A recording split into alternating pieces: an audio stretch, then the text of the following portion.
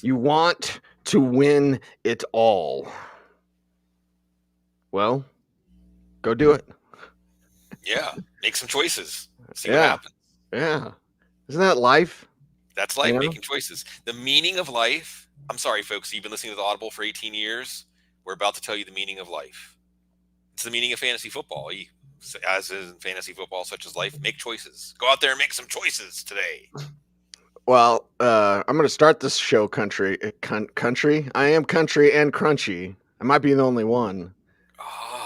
It's thoughts, emotions, and actions. Action. Right. It's the feminine energy, the masculine energy, and the spiritual energy. Thoughts, emotions, and actions. You can think about it, you can feel it, but you got to do it. Yeah, and Cecil, I think you just invented a new word, a crunch tree. Your crunch tree. Or oh. Nah, I'm sorry, Joe. Yeah, continue. Finish that sentence. Let's do it. You got a team, here's a word to the wise. You want to dominate your league? Go to football, guys. Football, I'm living in a fantasy. Football, got everybody mad at me. Football, cause every game I had to win. Football, I gotta be a champion. Football, I'm living in a fantasy. And San Francisco and Washington is up first in part 2 of the Week 17 preview here on the Audible. It's Cecil, Lammey, it's Sigmund Bloom. It's Fantasy Championship. Get it on with your 49ers. Yeah. Purdy, the bad game. Okay, everyone get over it. It's not like he's going to have that against Washington, Bloom. Nice, robust day for the 49ers. Yes, it's assuming he plays. So one part of the San Francisco outlook is easy. You're playing Kittle, Ayuk, of course, Deebo Samuel, Christian McCaffrey. Doesn't matter who's at quarterback. Are you playing Brock Purdy? Talked about this on the couch with Bob Harris yesterday, and I think that we are going to really put a lot of weight on the practice reports because it isn't just a stinger. It's stinger in 2 consecutive weeks. This is a winnable game without Brock Purdy. Sam Darnold looked fine last week, and it would be reasonable for San Francisco. How did their championship run come to an end last year? An injury to Brock Purdy. So it would be reasonable for them to sit him. We're going to watch his practice participation everywhere from if he is not listed on the injury report, you start him with confidence. If he doesn't practice, but they say he's a game time decision, now you really feel like there's a re-injury risk if he does start, or maybe just that he's active but is the backup to Sam Darnold. Now, if Darnold starts, I mean, you have your quarterbacks, your Dak, your Allen, your Hurts, your Lamar. You're playing them no matter what. If you don't have one of those guys, Sam Darnold versus Washington could be pretty good. And I think that we can count on Washington's offense being a little better with Jacoby Brissett. Yeah, I think so. And we've seen flashes from Brissett over the last couple of games in relief of Sam Howell. Now he just gets the whole show. It's probably too little, too late, whatever. But yeah, okay. And it might be the return again Thursday morning. We're recording this. It might be the return of Brian Robinson. Watch practice reports, but maybe. But either way, I feel better about him with Jacoby Brissett in. Yeah, it makes you more likely to go with Terry McLaurin as a what-the-heck flex, Curtis Samuel maybe a deeper desperation what-the-heck flex, and maybe Antonio Gibson. And we're looking at Antonio Gibson. Jared Patterson's back. He's called up from the practice squad. Chris Rodriguez on IR. That just sucks. Yeah. It just sucks when a guy starts to get a chance to show his stuff and build his resume for his career and then ends up on injured reserve. I don't know if we're going to see Brian Robinson. And we have seen that they're not really leaning on Antonio Gibson as a lead back when Robinson's out. So again, Gibson is more what-the-heck flex than anything else, but enhanced a little bit despite the tough matchup. If there is a play here we have confidence, lowercase c confidence, it's probably Logan Thomas.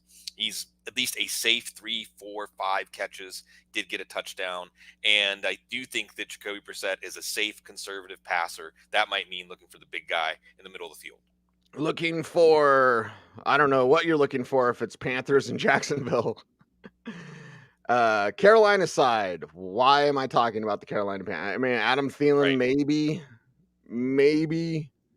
But what is Miles Sanders, like a running back 5? You know what I mean? Right. You're not starting him in the championship. So let's get through Carolina so we can get to Jacksonville, which has its own number of issues. Yeah, I think the main thing we want to talk about with Carolina is, can Bryce Young build on his 300-yard game, his almost comeback victory, and create that momentum that we've been looking for? Because of that, DJ Chark has some desperation play value with the 2 touchdowns, 6 catches last week. Adam Thielen, he's a safe wide receiver 3 flex in PPR leagues. Chuba Hubbard, watch the injury report. But if he's good to go, you're going to get your 20 touches from him, makes him at least a flex play, not necessarily a high ceiling flex play. So Carolina still carrying Chicago's pick to the goal line for number 1. And Jacksonville is like when the 320-pound guy tries to score a 70-yard fumble return touchdown. You're getting down to the 20. How are you going to win this division? Yeah, it's like the 320-pound guy trying to score a touchdown, or back when I was a little more rotund and I would go down the stairs. It sure is nice not to be out of breath when you do certain physical activities. We'll leave that one alone, Bloom. But let's talk about Jacksonville and how they can maybe be without Trevor Lawrence. I don't know what to think about Trevor Lawrence. Every God-blessed week, sorry, Joe, every single week. And it shows to his toughness. But how in the hell are you supposed to count on anything fantasy related when it's like Trevor Lawrence, he's multiple injuries, ankle, concussion, shoulder, whatever, like multiple things wrong with this guy, and he's still out there playing. But it's Thursday. I don't know if he's going to play. Yeah, I think the report, Cease, was he shouldn't play. How often do we get that kind of verbiage? He shouldn't play. Not that he's not expected to play, or he's a long shot to play. He shouldn't play, which tells me maybe it's up to him, or he will play, but he's not going to be in your lineup. And I don't know that he really changes the outlook, whether it's CJ Beathard or Trevor Lawrence. I don't know that it really changes the outlook for the pieces of this offense, because I think, I will say this, not so much whether to play Zay Jones, but we can't just dismiss it as a coincidence that when Zay Jones is out there, the pass offense functions a lot better. So not to necessarily play Zay Jones, but if Zay Jones is out there, you're more inclined to go with Calvin Ridley. At least he caught a touchdown from Beathard last week. Travis Etienne, really, if you're watching Travis Etienne and you're watching Tony Pollard, not a lot of difference. We spent a lot more on Pollard, but as far as our level of confidence at this point, at least the Pollard game could be a high-scoring game. Evan Ingram, that's who we can count on. CJ Beathard is a upper tier desperation quarterback to Superflex. It's just really disconcerting, Cease, to see how Jacksonville, depending on what point in the season you check in with them, sometimes they look like clearly the best team in the division, the obvious division winner. Right now, they look like the worst team in the division. Right. Miami and Baltimore, next game up, and this one's hot because, playoff preview. How much do you show them? And then the Miami Dolphins, I think the entire team was on the injury report yesterday. As I was doing the news, I wrote about Tua Tagovailoa. I wrote about Devon Achane. I wrote about Raheem Mostert. I wrote about Jalen Waddle. I wrote about Tyreek Hill. Am I missing anybody? Okay, so it's Thursday and it's the morning, so we'll wait on, honestly, Friday's report. But Miami side, and again, it goes into these two teams are probably going to face each other later. And this could be a clash of the Titans. We saw that last week. Baltimore kicked the ass of the 49ers. They might do that to Miami as well, especially if half their guys don't play. Yeah, I think that this is a massive game for both teams. Baltimore can clinch the number 1 seed in week 17, which is kind of a big deal. Miami, depending on how this game goes, they could be anywhere from the number 1 seed to the number 5 seed, because if they lose this game, now, assuming Buffalo can beat New England, and I shouldn't necessarily assume that, next week's game is for the division. So a lot on the line here. Don't think we're going to see Jalen Waddle. I think even if we do see Jalen Waddle, I'm not necessarily inclined to play him. Didn't Mike McDaniel say something like he's tough for a speed guy? Yeah, and Mike McDaniel also said it's not really that serious. It's a high ankle sprain. And I wrote it in our newsletter, footballguys.com, and I said, high ankle sprains take a few weeks. Yeah. So we'll watch and see. And then McDaniel's like, it's really not that big of a deal. I'm like, it's a broken leg. A high ankle sprain is actually a small fracture. Yeah, it is, Cease. And I will say this about Mike McDaniel. I love Mike McDaniel. Everything positive I've ever said or hoped or predicted about him has come true and then some. I do wonder if Mike McDaniel has already skipped some steps, Cease, in the coach speak. He's gone right to coach speak 401. He'd have to do coach speak 101 and 201. I wonder if he knows that it's all for show. It seems like sometimes the way that he says things in a vague way or is specific when he doesn't need to be specific tells me that he knows that talking to the media is all for show, and whatever's going to transpire on Sunday is going to transpire on Sunday. But what I think is going to transpire is Jalen Waddle, even if he does play, he's not going to be – it's a bad matchup. We saw what Baltimore did to Brock Purdy last week, and he's not going to be in your lineup. Tyreek Hill is. Durham Smythe is a desperation tight end if there's nothing else out there, if you lost Kmet or Hawkinson. Cedric Wilson is a true deep league desperation play. I think that Raheem Mostert, Devin Achane, it all really just comes down to I think they're both what the heck flexes. With Mostert, now we have Mostert on the injury report with 2 injuries.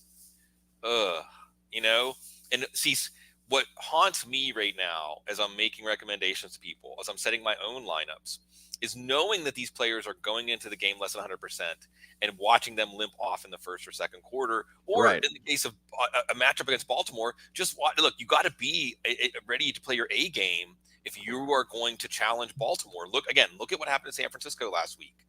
So I'm really cool on everybody in this offense except for Tyreek Hill. Now, if one of Mostert and Achane go and the other doesn't, that makes them a more attractive play.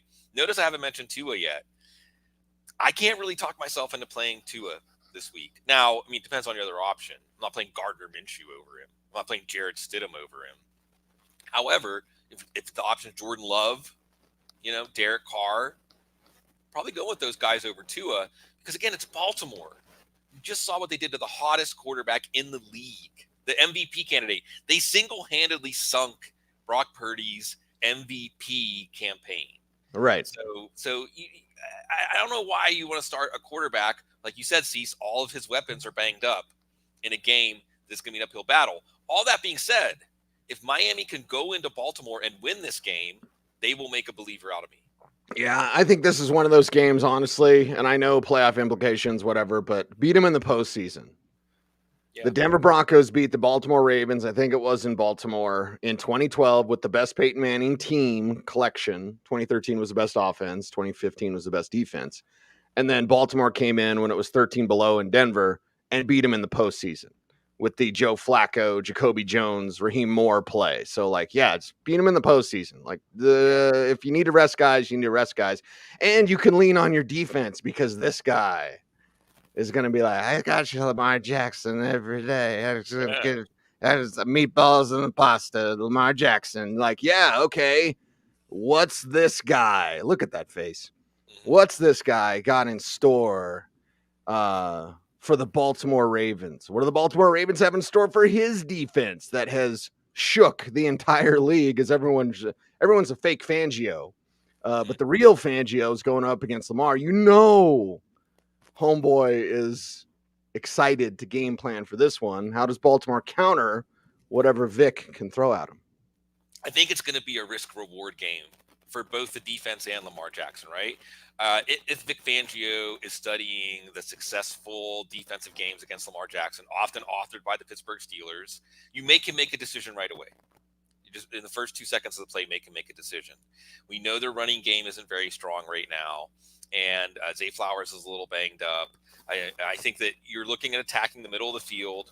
So that's Zay Flowers. Let's watch that calf injury situation. It's really all pointing at Isaiah Likely. I think this could be a massive Isaiah Likely game.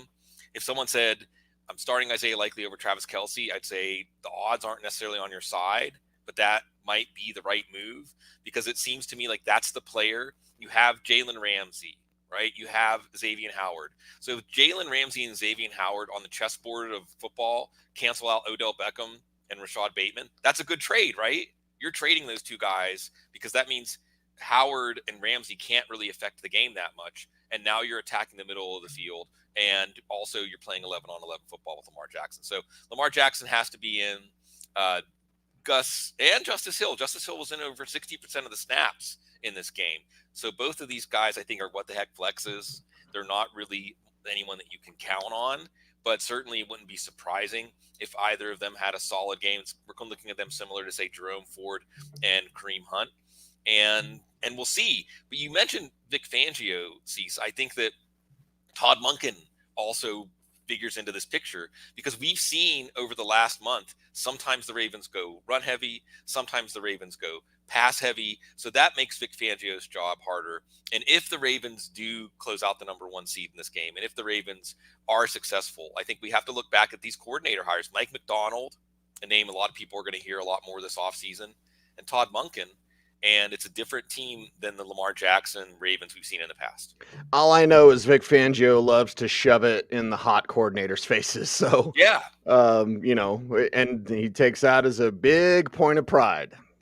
Doesn't own a suit, but he's got multiple skins on the wall, to quote John Fox. If you have a suit, you're going to get your red gravy, your sauce on there when you're eating your spaghetti and meatballs. So yeah. Who goes to a steakhouse and orders a hamburger? Vic Fangio, that's who. Tennessee and Houston, Bloom. Let's keep this one a little tighter. We had more to say. Miami, Baltimore, much more interesting. But Tennessee, Houston, interesting as well. Houston side maybe a little bit more. Tennessee maybe next year when they get Russell Wilson. Spoiler alert, Tennesseans on the road against the Texans. Yeah, you're going to see maybe Will Levis, maybe Ryan Tannehill, but the only player in your lineup is going to be Derrick Henry. And again, you're just afraid of benching Derrick Henry. I know that Houston completely neutralized him 2 weeks ago, but it's Derrick Henry.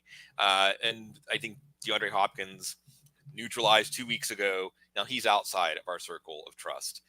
Maybe Chiggy Okonkwo, if you're looking for that replacement for Kmet or Hawkinson, that's one of the best names you could hope to see on the waiver wire. So Tennessee trying to play spoiler here. Houston hopefully getting CJ Stroud back, and definitely still in control of their playoff destiny. Still in control. Houston Texans with CJ Stroud. Now with more CJ Stroud. Now it's when it becomes interesting and exciting.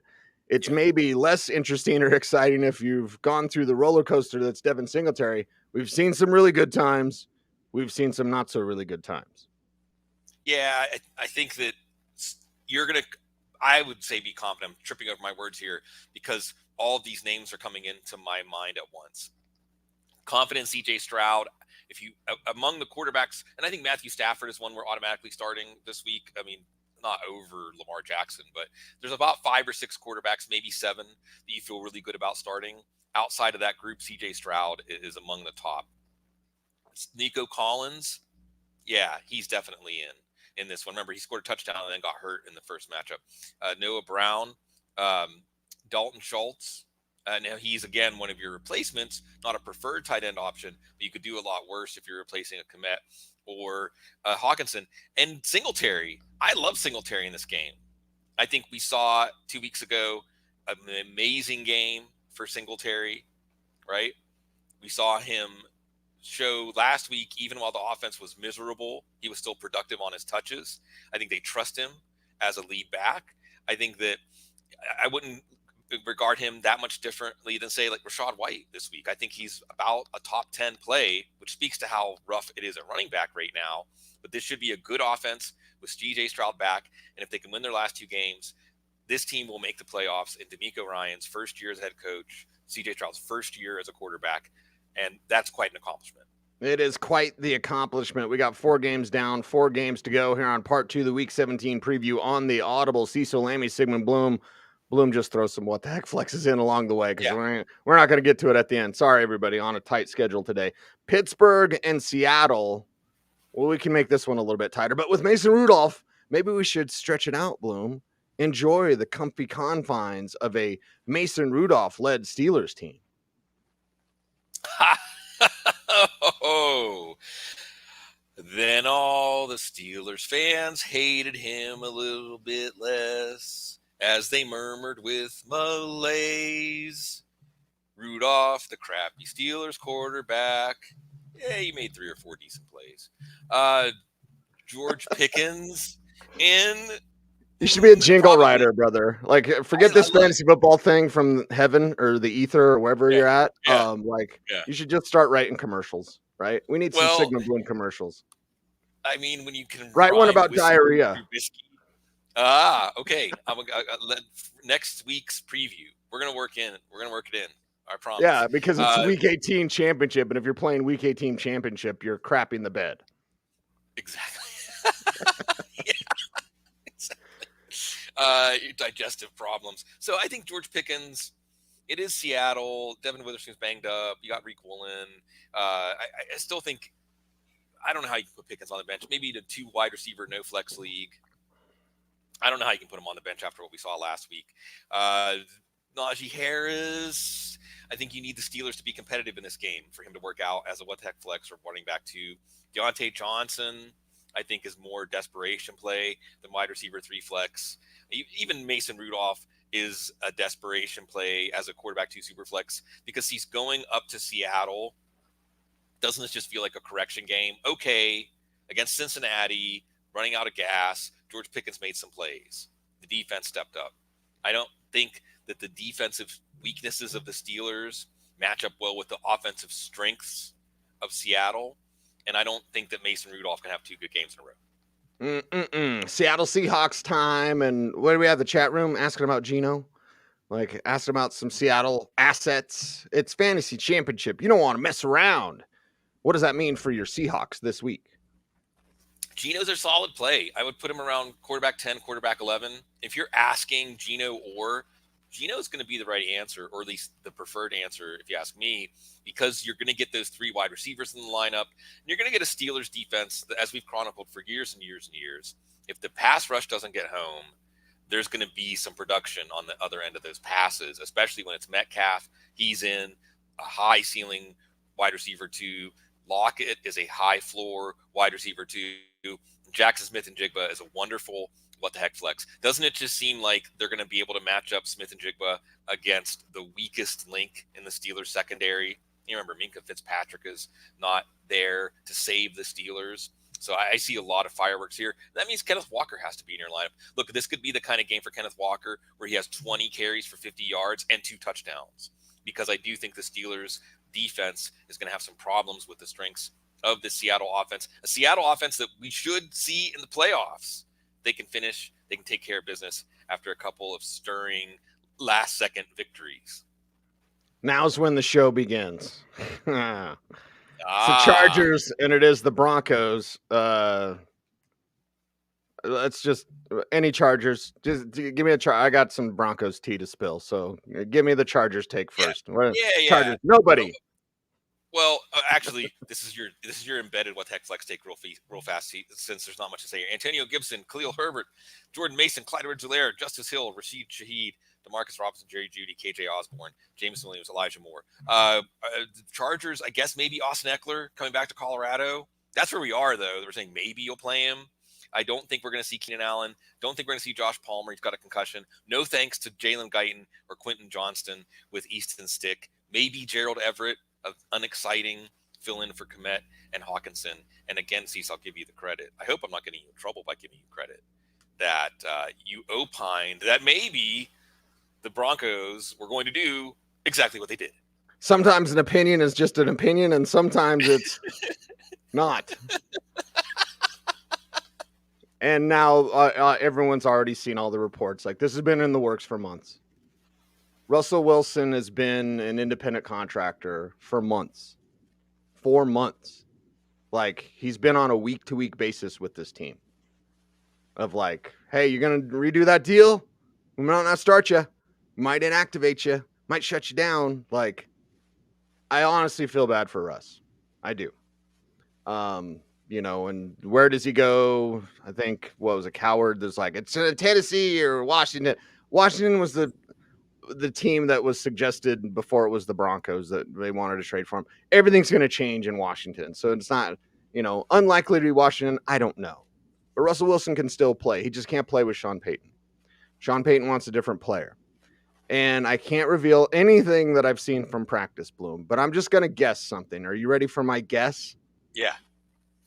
It's going to be an air show. It's going to be an air show. You had Jerry Jeudy as a what the heck flex. I bumped that up. Now, he was sick yesterday when I talked to Jeudy. He actually had me like stand away from him, which I appreciate, you know, because he's sick or whatever. I think Brandon Johnson, Jerry Jeudy. We don't know yet about Cortland Sutton. I don't know if Court plays, but like, I have a feeling it's going to be a Jarrett Stidham air show. I have a feeling it's Sean Payton going to like flop. How do I say this without getting in trouble with YouTube or Joe? I think Sean Payton kind of, lets it all hang loose and kind of shows off his natural gift. He's naturally gifted with this thing that is called an offense that he's just going to flop it out there. John Fox said that one time. John Fox is like, we're not just going to flop it out there. I think Sean Payton slaps you in the face with it this week. Now, from a fantasy perspective, am I starting Jarrett Stidham? No. Am I maybe flexing Jerry Jeudy? What the heck, flexing Brandon Johnson? Yes. The ground game doesn't matter. Doesn't matter at all. Maybe Jaleel does a little something as like a desperation with that flex, but it's championship week, baby. I think everyone should just watch.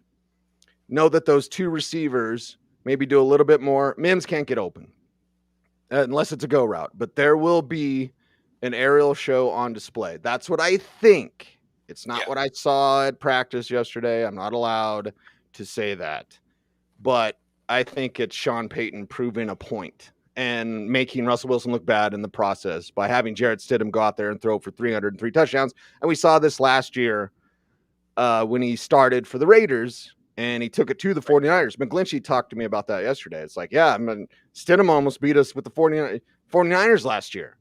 And then what did Stidham do the next week? By the way, that's going to follow. They're going to play the Chargers. Stidham's going to have an air show. They're going to play the Raiders, and he's going to suck. Yeah. Well, see, I want to tip my cap to you because I get the pleasure of your Broncos analysis every week, and you have been saying, I want to say you've said since before the season that you weren't going to really see the Sean Payton offense. And you certainly reminded us many, many times during the season that Sean Payton does not trust, I guess it's past tense now, did not trust Russell Wilson. I don't know how much more direct you could have been.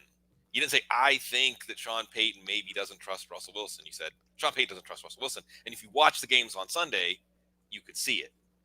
And it is very interesting that Sean Payton would take this job, probably knowing Sean Payton's not that dense. He probably knew all along that Russell Wilson wasn't his quarterback, right? It isn't like Russell Wilson's going to change. How many of us change in our mid-30s? Russell Wilson's not going to change. I mean, maybe Peyton Manning can, because Peyton Manning always played the game from that intellectual, cerebral standpoint, as opposed to the, like you said, Cecil, I thought you coined a good term when you said a chaos quarterback.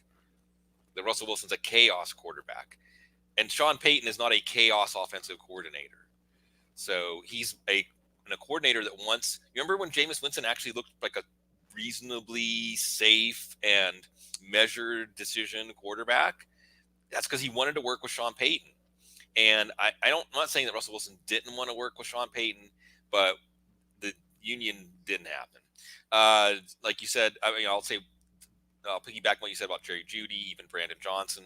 We're going to watch Cortland Sutton, Jarrett Stidham. And look, there's not 24 decent quarterback options for your quarterback 2 Superflex league. So you might be looking at Jarrett Stidham as a desperation quarterback 2 Superflex. But the last thing I'll say, Cease, all year we've talked about this, even when Vance Joseph's defense woke up and they had a winning streak. We knew we were going to end up here. We knew we were going to end up at a Broncos team that is Sean Payton, and we'll see. And we'll see. They're going to move up in the draft, everybody. Cincinnati and Kansas City is the next game up, and an exciting contest if more people were healthy. Damn it. The stupid extended season. Stupid NFL. But let's talk about the Cincinnati side and who is going to be available for Jake Browning and company, and can they put up more of a fight? There actually is an opportunity. If Kansas City loses out, I think, and Denver wins out, the Denver could still win the division. Right. That's how bad Kansas City is this year. Stop complaining, Pat Mahomes. But let's talk about the Bengals first, brother. Yeah, Jake Browning showing cracks. He's down in that desperation play range now instead of somebody that's intriguing as a quarterback 2 Superflex. Unless Jamar Chase plays, sounds like there's at least a non-zero chance based on what we heard. I don't think he's going to play. That makes T. Higgins an easier play, at least as an upside wide receiver 2, wide receiver 3. And maybe you're looking at Joe Mixon. Maybe you're not looking at Joe Mixon with this offense slowing down against a tough Kansas City defense. The defense wasn't the reason Kansas City lost. Last week, the defense was just fine. They even held Zamir White in check until the final drive. And I do think this is going to be a Kansas City team that tries to take out some frustration on a Cincinnati team that had one of the most memorable wins in Arrowhead Stadium by a visitor ever in the AFC Championship game a few years back. And I do think this is a game for Kansas City, just like the Steelers last week, to sing some songs, roast some marshmallows. I had roasted chestnuts last night. I actually had roasted chestnuts, not roasted over an open fire, but Jack Frost was nipping at my nose. All right, Kansas City side. Who's nipping at Pat Mahomes' nose because he's pissed? Right. And it's interesting. It's interesting. I asked the question last night on Denver Sports Tonight. I was like, did Kermit ever get mad? Because Pat Mahomes sounds like Kermit. I know Kermit got wild on the Muppets, like, but like, I don't think I ever saw Kermit the Frog mad. But I see Pat Mahomes mad now. How do they respond? And I suppose no Pacheco. Again, Thursday morning, watching the injury reports. Here we go. That's what Friday's a much better day because then we have a better idea of who's actually going to be out there. But Clyde Edwards-Helaire, the answer to your fantasy question, yeah, maybe. Maybe. Yeah, he's a solid running back too, assuming Pacheco doesn't go with the concussion. Did you ever watch Eastbound and Down, Cease? Of course, Remember yeah. Eastbound and Down? Yeah, Kenny Powers. So I'll just tell. That's the comparison I've seen for Patrick Mahomes. And I think, just close He's your not fat, eyes. though. If he was fat, it would be Kenny Powers. But if you just listen to some of the things Patrick Mahomes says and the voice he uses, and then you go back and watch him Eastbound and Down, especially when Kenny Powers is in media mode, when he's trying to sound like definitive. Right. What's the Patrick Mahomes? Chain smokers, that's all the kind of music, that's all the music you need, There's a lot of things that Patrick Mahomes says in interviews that I think you could imagine Kenny Powers saying. Not offensive things, just, well, hey, again, if Mason Rudolph looked good against the Cincinnati pass defense, Patrick Mahomes, I'm not going to stick my neck out too much for Patrick Mahomes, but at the same time, I think if you have him, you're not going to, if you had Patrick Mahomes or CJ Stroud, thinking about it. I'm thinking about it. But Patrick Mahomes is still like a top 6, top 7 quarterback because of the matchup. And Rashee Rice, he's a wide receiver 1. The consistency's been there. The targets have been there. And again, against this Cincinnati defense, touchdowns, points will be there. The last and most important question is, do we bench Travis Kelce this week? Now, the names are short. The list is short. I think you bench him for David Njoku. You might have had McBride. I mean, you mentioned it in passing, like, hey, McBride. Yeah, you might have had McBride. He wasn't starting at the beginning of the year. So, yeah. Right. Sure. So, Njoku, McBride, I think these are names. I think it gets a little dicier if you get down to like Evan Ingram or Sam Laporta or those kind of names. George Kittle, I have over Kelce in my rankings, but I don't think you have Kelce and Kittle unless you have a killer dynasty team or you try to do the 2 tight end strategy. So, maybe, because it's the eye test, as Bob Harris said on the couch. He doesn't look like a difference maker in this game, but that doesn't mean he can't score 3 touchdowns on chippies because, again, the Bengals are dragging themselves into this game, and the Chiefs are trying to get that fire in the belly going as they're frustrated. Sometimes frustration can be a good thing for a fantasy team. Okay, I apologize to the listeners and the viewers, Bloom, but I just looked at the time. If we can do this next game in 5 minutes, which we should be able to. Oh, easy. Yeah. Green Bay Packers in Minnesota to wrap this thing up. And, I hope I don't get a speeding ticket. But let's go. Green Bay Packers side, Bloom. Championship week. Yeah, this is a good matchup for the Packers. This is a quasi-playoff game. I think whoever wins this game has an inside track. Whoever loses it is in trouble. Or at the very least, whoever wins it has a chance. Jordan Love possibly getting back Jaden Reed and Dontavian Wicks. He was a good play last week with both of them hurt. So I think that against Minnesota, I would expect him to be a good play this week. Aaron Jones has to be in. Aaron Jones was this close to having 2 touchdowns in addition to his 120 yards last week. So I think he has to be in. I would expect that he is potentially going to erupt for you in this one. And Tucker Kraft. Tucker Kraft's one of my preferred Komet Hawkinson replacements. assuming Luke Musgrave is not back for this game. But again, if Luke Musgrave is back, even though it takes some wind out of the Kraft sails, adds more to the Jordan Love rocket ship. Minnesota side, we don't know who's starting, and now Josh Dobbs has been thrown in the mix. Seriously? Like, the report yesterday is like, there could be one of the three. Hey, Right. we're keeping our cards close to our chest. Some people say vest, some people say chest. Right. Your vesty chest. Anyway, hopefully there's some spangles, dangles, whatever. Yeah. Pasties, I don't know. But, like, let's Sequins. talk about the Vikings sequins. Yeah, there we go. Do you have any clothing with sequins, Cecil? I have chaps. Well, So, did it have sequins? yeah. Yeah, there you go. That's great. You know, you got to come down to Southern Decadence for that. Look it up down here in New Orleans. Well, I'm not here in New Orleans right now, but I will be back here in New Orleans in a couple of days. He's actually skydiving into New Orleans right now. Right, right, from heaven. It doesn't matter who starts a quarterback, really. I don't think you're playing them because if it's Mullins, he might not finish the game. If it's Dobbs, he might not finish the game. If it's Hall, he might not finish the game. Jefferson's in your lineup no matter what. KJ Osborne. If Mullins, I shouldn't say it doesn't matter because if Mullins is in there, I'm maybe a little more inclined to play a KJ Osborne. Don't think we're going to see Jordan Addison. We know we're not going to see TJ Hawkinson. And again, the chance that this offense could really run out of gas in this game without Hawkinson, with the quarterback issues, that means that Ty Chandler, probably not, as Alexander Madison's getting healthier. And as hopefully your fantasy teams bring home the bacon, let us know. We're going to be back New Year's Eve, recapping the games. Hope some of you show up and tell us that you're about to bring home the title. Yes, do it. Just go do it. He's Sigmund. I'm Cecil. Do the YouTube things. Please like, comment, share, subscribe, hit the notification bell so that you never miss a vid. He's Sig. I'm Cease. We are the Audible. Everyone, thanks for watching. Stay tuned and stay frosty.